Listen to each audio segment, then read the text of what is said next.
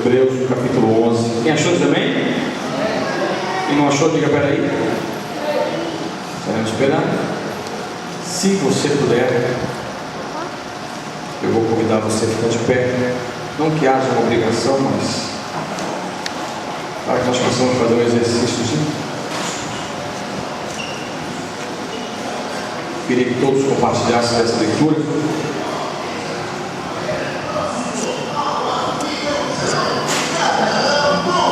Se você já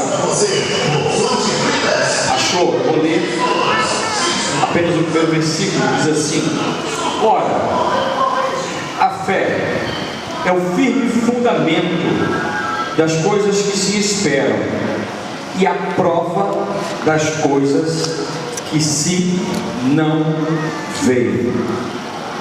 Você pode ler comigo? Ora, a fé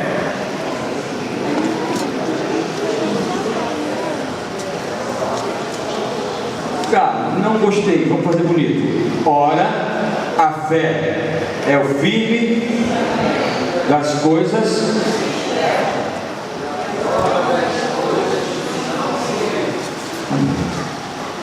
Você vai passar o corredor, o obreiro vai estar recolhendo envelopes. Você pode tomar até o centro, em nome de Jesus. Sim, vai estar passando os envelopes. Já falei? Pode passar. Já passou. Só recolher agora. Louvado seja o nome do Senhor.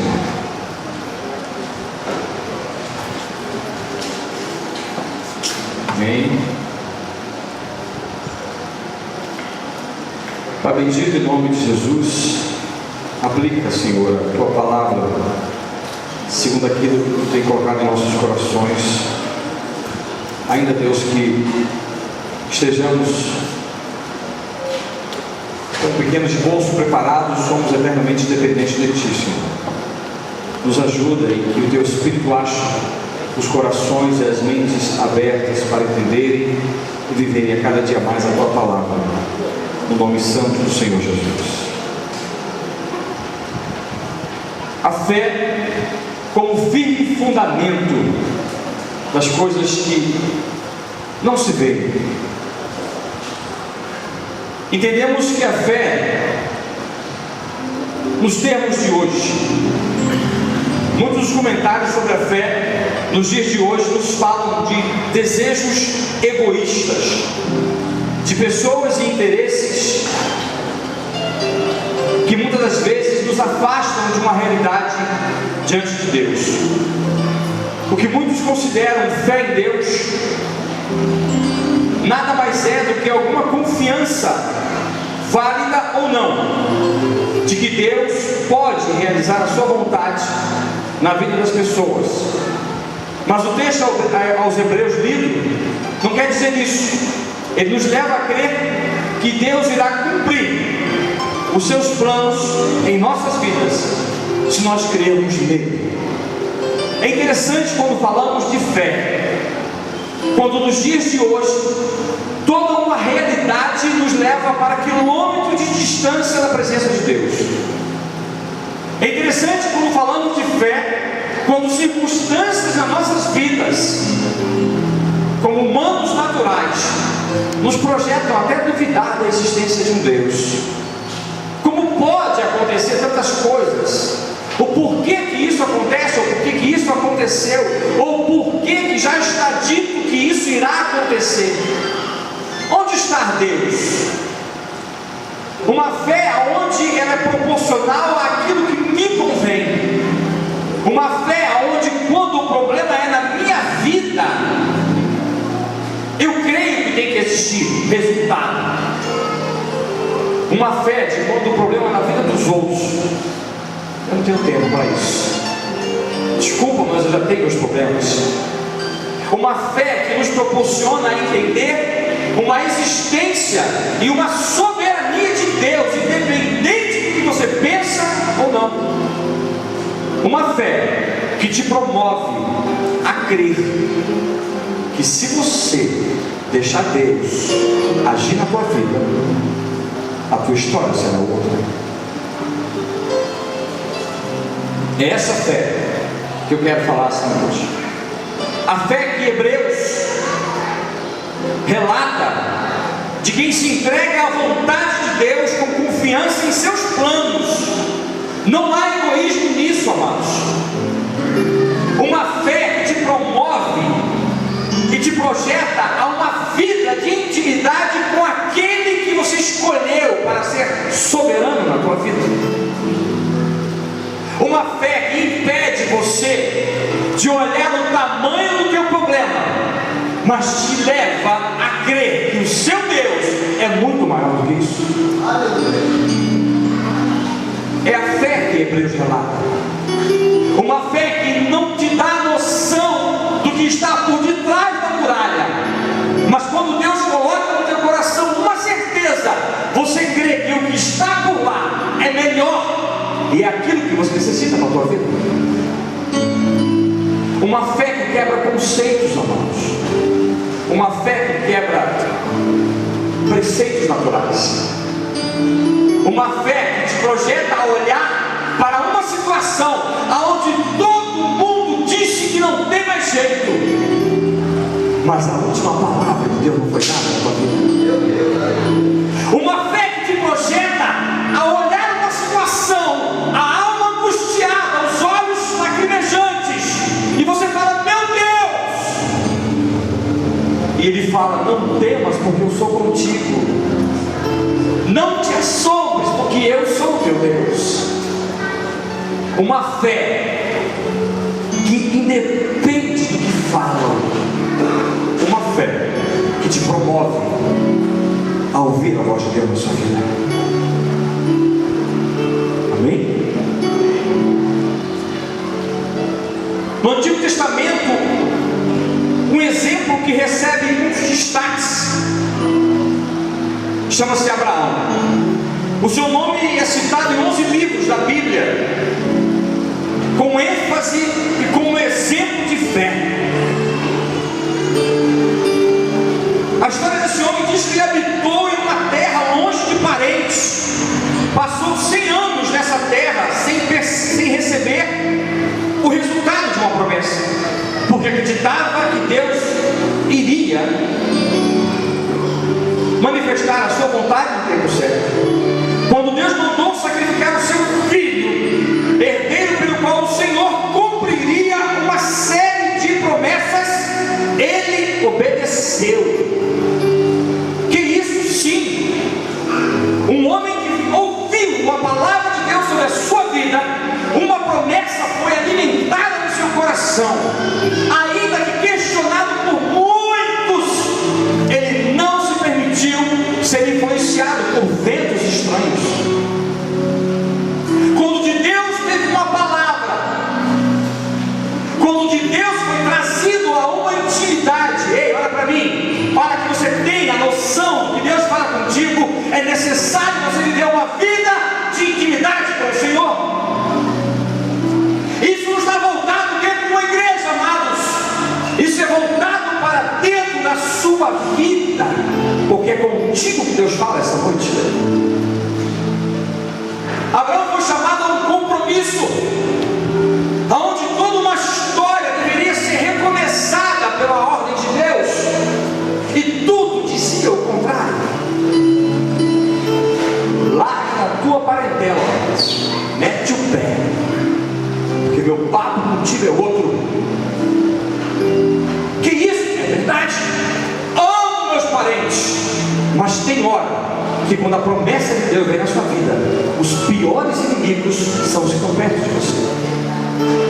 Tem hora que as pessoas que mais batem no teu ombro são aquelas que menos acreditam que a tua vida tem jeito.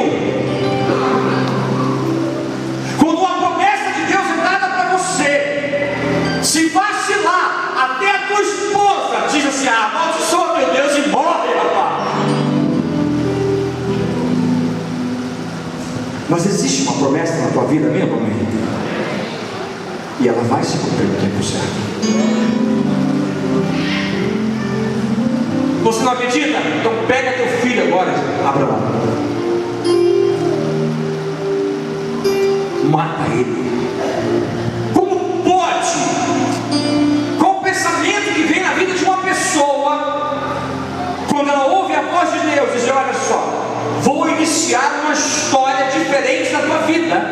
e vai vai iniciar a partir desse acontecimento, dessa pessoa, desse carro, desse emprego, enfim. Aí você absorve aquilo como algo de alicerce na sua vida, e de repente Deus muda a história. Tipo assim, olha, abre mão disso. Que isso? Não, abre mão dela. Não, que isso? Não, pede demissão. Que isso? Ei, devolve esse carro. Que isso? Fecha essa casa, se muda. Mas peraí, eu estou mandando. Foi isso que Deus fez com Abraão. Aquilo que Deus tinha colocado no coração dele, que muitos já não tinham acreditado, que foi a vinda de uma criança com a idade de 90 anos. Já era difícil, amado. 90 anos, né, gente?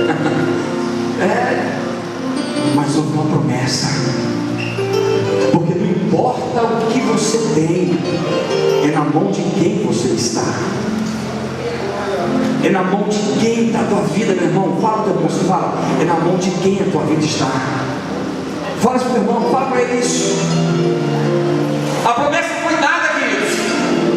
A fé desse homem entrou em choque, parafuso, porque tudo aquilo que era para começar uma história, Deus falou assim, ó, então mata. Porque a prioridade, a alegria dele estava ali. A satisfação de ter sido pai. Mas como eu vou parar? Deixa eu falar uma coisa para você. Abraão sabia o Deus que ele servia. Ele sabia que ao sacrificar a criança em uma fração de segundo, o nosso Deus tem poder para ressuscitá-lo novamente. E mesmo com o coração destruído, angustiado, ele foi para o holocausto. E a história diz que Deus o proibiu de fazer isso. Interessante isso. Interessante.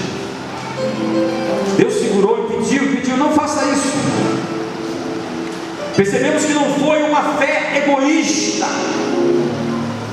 A fé de Abraão não foi egoísta, porque ele estava disposto, ainda que a semente de uma nova história começasse a partir da vida de Isaac, nações viriam, mas ele não abriu mão disso. Ele poderia se reservar,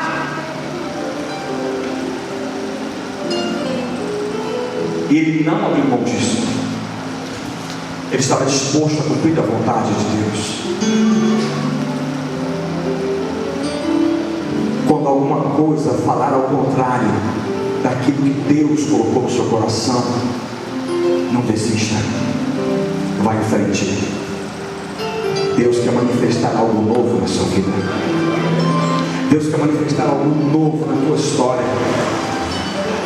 Está me ouvindo, meu irmão, minha irmã? Deus quer manifestar algo novo na sua vida.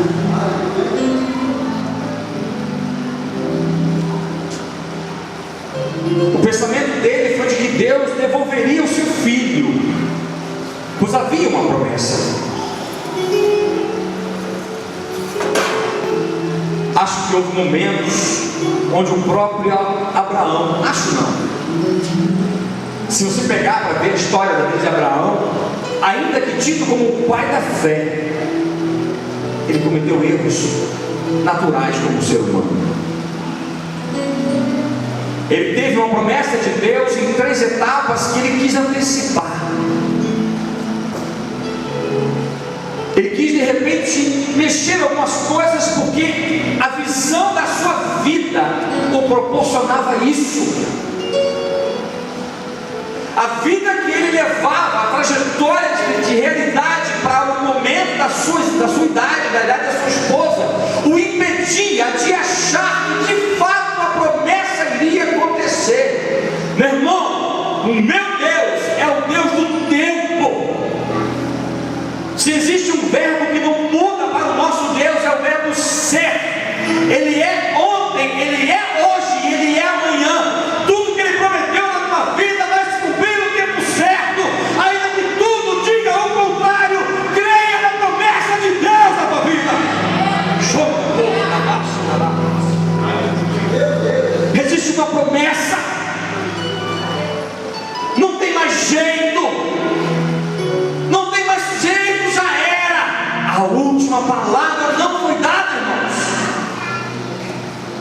cuidado.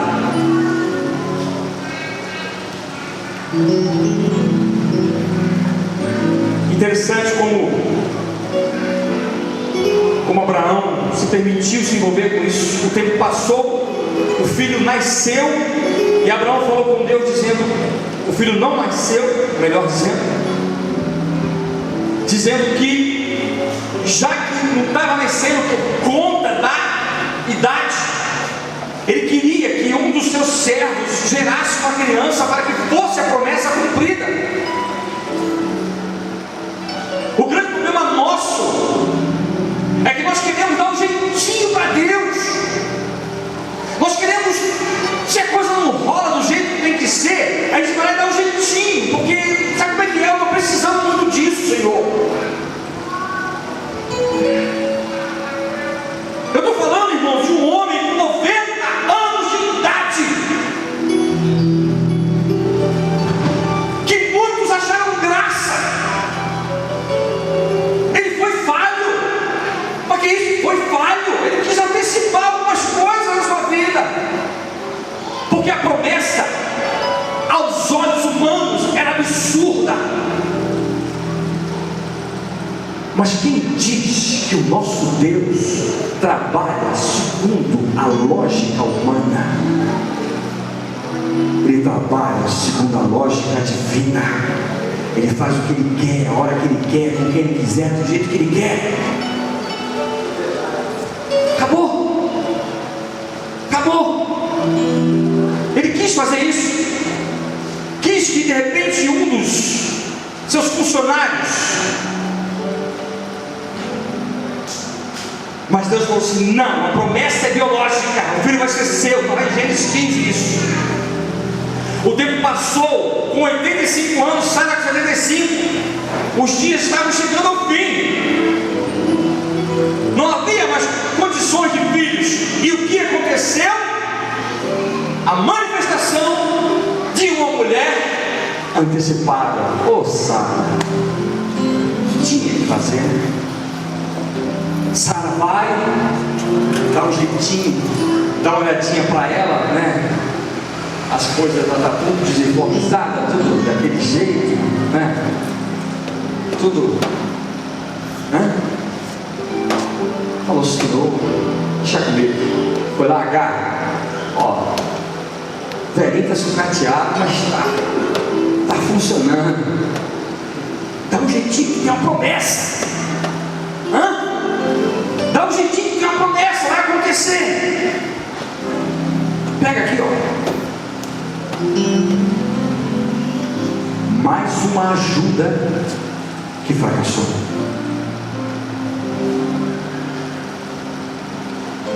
Olha para mim, meu irmão. Deus não depende de você.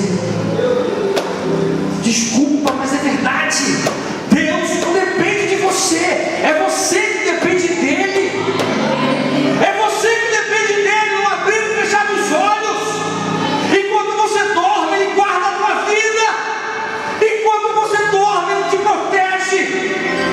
Ainda que tudo diga o contrário, ele te pega no colo e diga, ei, a sua vida tem jeito, vem para mim que eu mudo a tua história. Não precisa dar jeitinho. Mas Sara, se meteu no papo de Deus com Abraão. Tentaram ajudar a Deus, mas não conseguiram, porque não conseguiram ver o tempo de Deus em suas vidas. Tentaram facilitar as coisas. Mais uma vez Deus recusou.